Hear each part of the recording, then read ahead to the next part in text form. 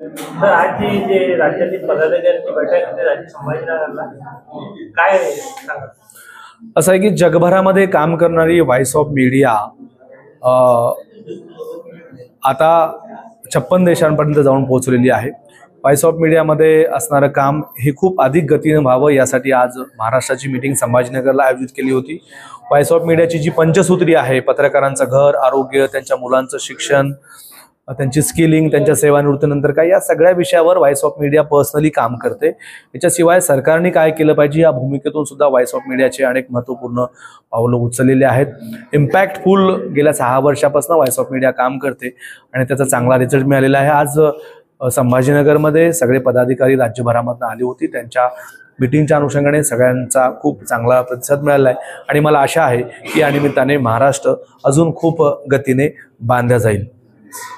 Digital मीडियाबद्दल काय मत आहे? डिजिटल मीडिया आज सर्वात जास्त डिजिटल मीडियावर असं आहे की पेपर आणि टीव्हीच्या बातमीचा एकेकाळी क्रेज होता, पण ती क्रेज आता डिजिटल मीडियाने घेतलेली आहे।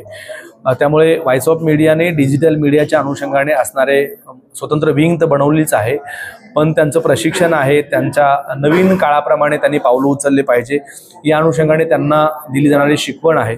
या सगळ्यावर व्हॉइस ऑफ मीडिया काम करते। भविष्यामध्ये डिजिटल मीडिया 90% मीडिया क्षेत्रावर आपलं अधिराज्य गाजवेल यात शंका नाही। पत्रकारांच्या पेन्शनच्या बाबतीत आपण प्रयत्न केलेले, त्याचा किती फायदा पत्रकारांना झाला? मोस्टली तिथं असणाऱ्या अटी शर्ती थोड्याशा शिथिल करण्याच्या अनुषंगाने आम्ही शासनाला विनंती केली, त्याला यश पण मिळालं आणि आज घडीला जे सेवानिवृत्त झालेले पत्रकार आहेत त्यांना पेन्शन मिळणं आवश्यक आहे। त्यांना ती पेन्शन देण्याच्या अनुषंगाने त्यांची तयारी सुरू झालेली आहे। त्यांना रिस्पॉन्स चांगला मिळतोय। पूर्वी 11,000 होतं मानधन, आता ते 21,000 रुपये करण्याच्या अनुषंगाने व्हॉइस ऑफ मीडियाने 3 वर्ष लढा लढला आणि त्या लढ्याला यश मिळालं। आज 21,000 मानधन त्या लोकांना मिळण्याच्या अनुषंगाने सरकारने पावलं टाकायला सुरुवात केली आहे। पत्रकारांची हत्या होत आहे सध्या। कालच मुंबईत एका पत्रकाराला एका पोलिसाने मारलेलं आहे, त्याच्याबद्दल काय आपले? असं आहे की जिथं जिथं या स्वरूपाचे हल्ले होतात, जिथं जिथं पत्रकारावर या पद्धतीनं पत्रकारांची अवहेलना करण्याचा प्रयत्न होतो, तिथं व्हॉइस ऑफ मीडिया अगदी खंबीरपणे पावलं उचलते। वेळोवेळी पोलीस असेल, प्रशासन असेल, राज्यकर्ते असतील, गृहमंत्री असतील, मुख्यमंत्री असतील, यांना आम्ही सातत्याने भेटत असतो आणि त्या प्रत्येकाला हे सांगत असतो की पत्रकारिता हा सामाजिक आरसा म्हणून काम करतो आणि या सामाजिक आरशाला तुम्ही ज्या पद्धतीनं वागवून देता ती चुकीची आहे। निषेध करण्याच्या पलीकडे जाऊन त्याच्यावर कारवाई कशी होईल आणि त्या पत्रकाराला सुरक्षा कशी मिळेल यासाठी व्हॉइस ऑफ मीडियाचे पावलं असतात।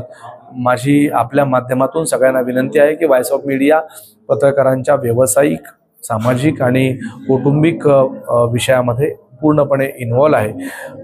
आपण व्हॉइस ऑफ मीडियाशी जोडलं जावं हीच या निमित्ताने आपल्याला विनंती करायची। आजच्या बैठकीत काही नवीन सदस्य जोडण्याची भूमिका आहे? ऑफकोर्स जिथं जिथं या स्वरूपाच्या मीटिंग्स होतात त्या मीटिंग्समध्ये या पद्धतीचे सदस्य नव्याने येतात आणि ती कायमस्वरूपी व्हॉइस ऑफ मीडियाशी जोडले जातात असा अनुभव आहे। संभाजीनगरला पण तोच अनुभव आहे। चांगल्या पद्धतीने इथे टीम जमलेली होती आणि टीम आता परत नव्याने आलेली आहे।